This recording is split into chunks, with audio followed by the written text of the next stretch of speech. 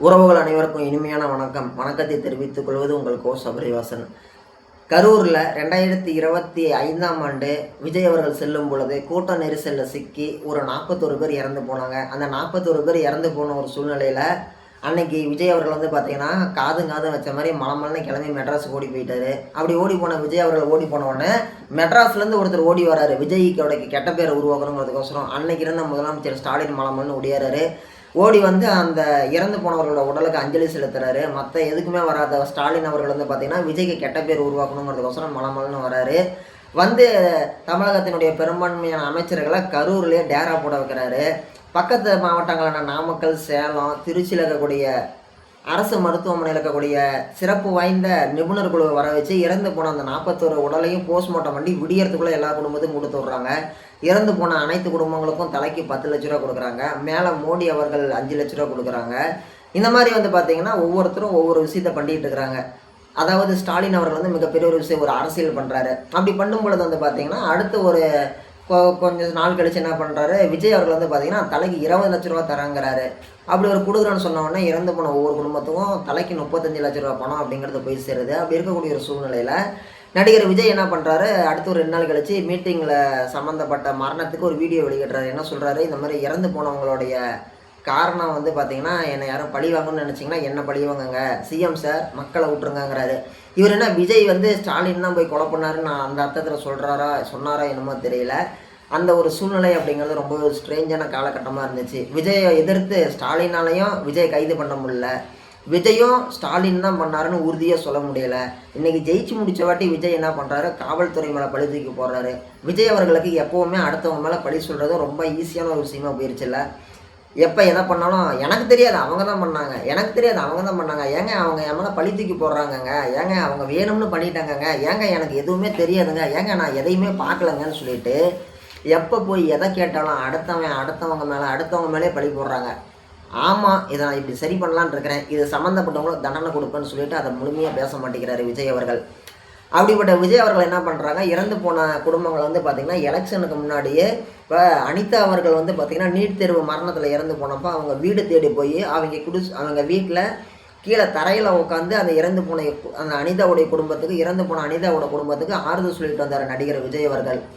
அதுக்கப்புறமேட்டு இவரை பார்க்க இறந்து போன அந்த 41 பேரோட குடும்பத்தையும் என்ன பண்ணுறாரு, தனியாரில் 5 ஸ்டார் ஹோட்டலுக்கு வர வச்சு இலவு விசாரிக்கிறதுக்கு, துக்கம் விசாரிக்கிறதுக்கு இறந்து போனவங்கள தன்னுடைய 5 ஸ்டார் ஹோட்டலுக்கு, அவரோட ஹோட்டல் கிடையாது, அவர் ஒரு 5 ஸ்டார் ஹோட்டலுக்கு போயிட்டு எல்லாரையும் அந்த 5 ஸ்டார் ஹோட்டலுக்கு வர வச்சு அங்கே சந்தித்து எல்லாருக்கும் ஆறுதல் சொல்கிறாரு. ஆறுதல் சொல்லி அனுப்பி போகிறாரு. அப்புறமேட்டு தேர்தல் வருது. யாருமே எதிர்பார்க்காத விதமாக, விஜயே எதிர்பார்க்காத விதமாக, விஜய் கட்சிக்காரங்களே எதிர்பார்க்காத விதமாக, யாருமே துளி கூட நம்பாமல் இருந்த சூழ்நிலையில் விஜய் அவர்கள் ஜெயிச்சிட்டாரு. தமிழ்நாட்டினுடைய முதலமைச்சராக பதவி எடுத்துக்கிட்ட உடனே பார்த்திங்கன்னா விஜய் அவர்கள் என்ன பண்ணுறாரு, அப்படியே ஒவ்வொரு விஷயங்களும் பண்ணிகிட்டு இருக்கும்பொழுது பார்த்திங்கன்னா கரூரில் அடுத்து தேர்தல் வரப்போகுது. அப்படி இருக்கக்கூடிய ஒரு சூழ்நிலையில் என்ன பண்ணுறாரு, இறந்து போன அந்த 41 பேரில் ஒரு 31 பேருடைய குடும்பத்திற்கு பார்த்திங்கன்னா 31 பேருக்கு பார்த்திங்கன்னா 31 குடும்பத்தை சேர்ந்த 31 பேருக்கு பார்த்திங்கன்னா அரசு பண்ணி கொடுக்குறோன்னு சொல்லிட்டு ஒரு விழாவை ஆர்கனைஸ் பண்ணுறாரு. அவர் தேர்தலை தன்னுடைய மையத்தில் கருத்தில் வச்சு அதை கொடுத்தாருன்னு சொல்லி கேட்டிங்கன்னா கண்டிப்பாக தேர்தலை கருத்தில் வச்சு தான் கொடுத்துருக்குறாரு.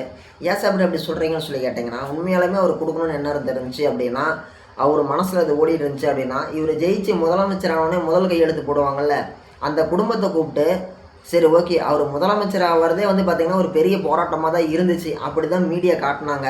சரி ஓகே ஜெயிச்சு முடிச்சு ஒரு 10 நாளில் கூட அவங்கள கூப்பிட்டு அவங்களுக்கு இந்த பதவி கொடுத்துருக்கலாம், அனைவருக்கும் அரசு வேலை அந்த 31 குடும்பத்துக்குன்னு சொல்லிட்டு அதை பண்ணலை. ஜெயிச்சு முடிச்சு 1 மாதம் கழிச்சும் கொடுக்கல, 40 நாள் கழிச்சு கொடுக்கலாம், 50 நாள் கழிச்சு அவங்கள கூப்பிட்டு கொடுக்குறாங்க. காரணம் என்ன, அடுத்து கரூரில் இடைத்தேர்தல் வரப்போகுது, அந்த மக்களை கவர் பண்ணும், ஓட்டை கவர் பண்ணுங்கிறதுக்கோசரம் உண்மையாலுமே அரசியல் நல்லா கற்று வச்சிருக்கிறார் விஜய் அவர்கள். எந்த தப்பு நடந்தாலும் அதை மூடி மறைக்கிறதுக்கு என்ன பண்ணுறாரு, இப்போ உதாரணத்துக்கு நம்ம ஸ்கூல் படிக்கும்போது ஒரு கதை வந்திருக்கும், இந்த கோட்டை மறைக்கணும், இந்த கோட்டை சின்ன கோடை மாற்றணும் அப்படின்னு என்ன பண்ணுவாங்க, பக்கத்தில் பெரிய கோடு ஒன்று போடுவாங்க. பக்கத்தில் பெரிய கோடு போட்டோம்னா இந்த கோடு சின்ன கோடாக மாறிடும். ஓகேங்களா, இப்போ விஜய் அவர்களும் அந்த மாதிரி ஒரு ஸ்ட்ராட்டஜி தான் பண்ணுறாரு. என்ன பண்ணுறாரு, இந்த மாதிரி ஒரு அமைச்சர் பார்த்தீங்கன்னா ஒரு போதைப் பொருள் யூஸ் பண்ணுற மாதிரி ஒரு வீடியோ வந்துச்சு. அதை பற்றி எல்லாரும் பேசும்போது என்ன பண்ணார், இவருடைய ஜனநாயகன் திரைப்படத்தினுடைய ப்ரொடியூசரை டெல்லி செய்தி தொடர்பு ஒரு செய்தி தொடர்புத்துறை தூதராக நியமிக்கிறாரு, செய்தி தொடர்பாளராக நியமிக்கிறாரு. உடனே தமிழ்நாட்டில் ஒரு மிகப்பெரிய எதிர்ப்பு குரல் வருது. அமைச்சர் ட்ரக்ஸ் யூஸ் பண்ணுற வீடியோவை மறந்துட்டாங்க. ஒரு கர்நாடகாவை சேர்ந்த ஒரு நபர் எப்படி தமிழகத்தினுடைய டெல்லி செய்தித்துறை தொடர்பாளராக இருக்க முடியும் அப்படின்னு சொல்லி எதிர்ப்பு தெரிவிக்கிறாங்க. ஓகேங்களா? இதை உடனே மூடி மறைச்சிட்டாரு. அதேமாதிரி நீட் தேர்வுக்கு எதிராக நடந்த ஒரு போராட்டத்தில் என்ன பண்ணுறாரு, டெல்லி ஜந்தர் மந்தரில் ஒரு போராட்டம் நடந்துட்டு இருக்குது. மிகப்பெரிய அளவில் அதை மாறும்னு சொல்லி ஏற்கனவே ப்ரெடிக்ஷன் பண்ணாரு என்னமோ தெரியல.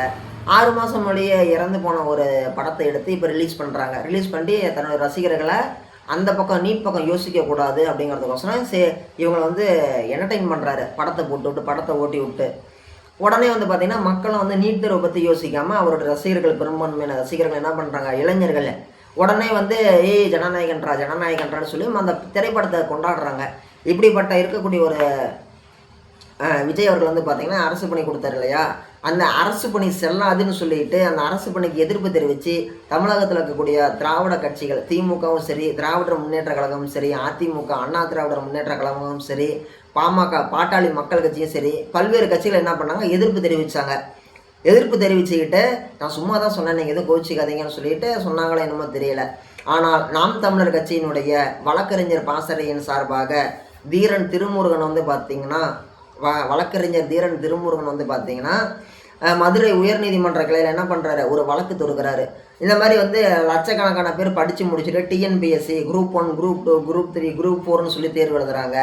எத்தனையோ என்ன பண்ணுறாங்க, அப்ரெண்டிஸ்ன்னு சொல்லக்கூடாது, எத்தனையோ வந்து பார்த்திங்கன்னா இடைப்பட்ட ஒரு பணி நிரந்தரம் செய்யக்கூடிய எத்தனையோ கவர்மெண்ட் வேலை செய்யக்கூடியவங்க வந்து போராடிட்டு இருக்கிறாங்க.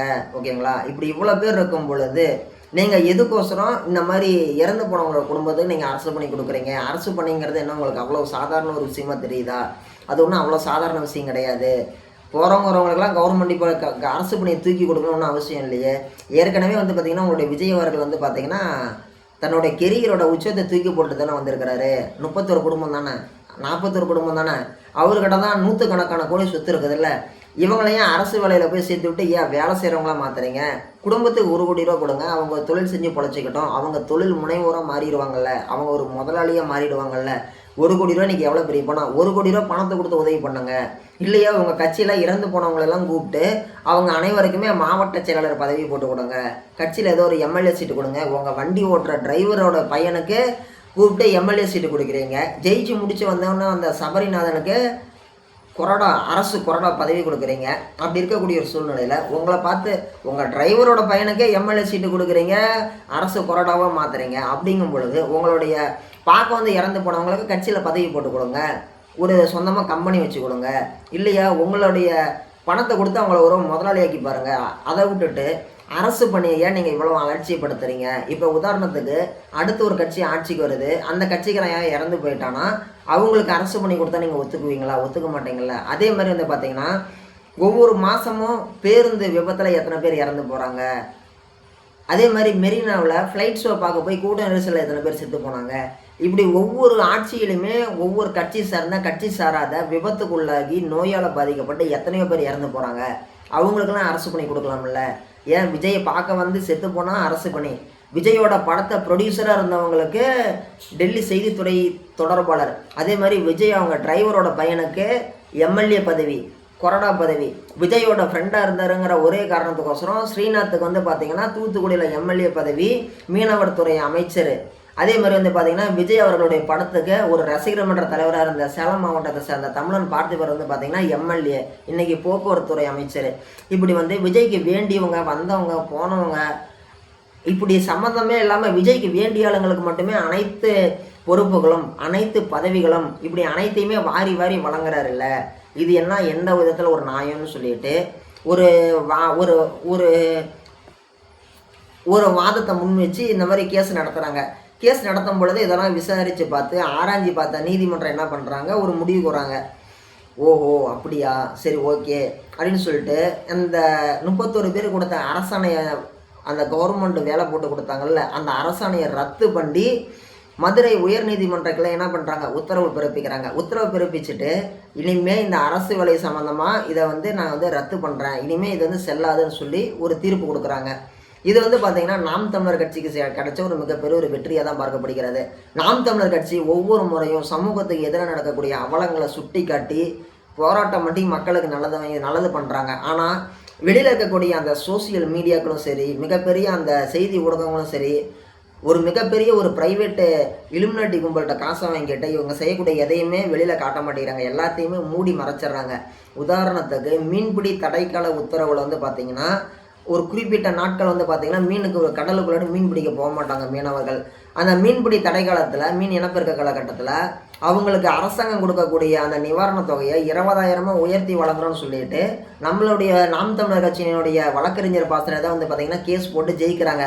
ஜெயிச்சு தமிழகத்தில் இருக்கக்கூடிய அனைத்து மீனவர்களுக்குமே, பதிவு செய்யப்பட்ட அனைத்து மீனவர்கள் குடும்பத்துக்குமே மாதத்துக்கு 20,000 அப்படிங்கிறது மீன்பிடி தடைக்கால நிவாரணமாக வந்து கொடுக்குறாங்க. அந்த விஷயத்தை வந்து பார்த்திங்கன்னா எந்த செய்தி ஊடகமும் பிரம்மாண்டமாக வெளியிடல. ஆனால் இப்படிப்பட்ட ஒரு சாதனையை செஞ்சு மக்களுக்கு நீதியை பெற்று தந்தது நாம் தமிழர் கட்சி. இதை வந்து வெளியில் எந்த ஊடகமுமே பெருசாக பேசலை. இந்த மாதிரி விஷயத்த வந்து பார்த்திங்கன்னா வெளியில் கொண்டுட்டு வாங்க. 4 விஷயத்த நல்லது யார் செய்கிறாங்கன்னு மக்களுக்கு தெரியப்படுத்துங்க.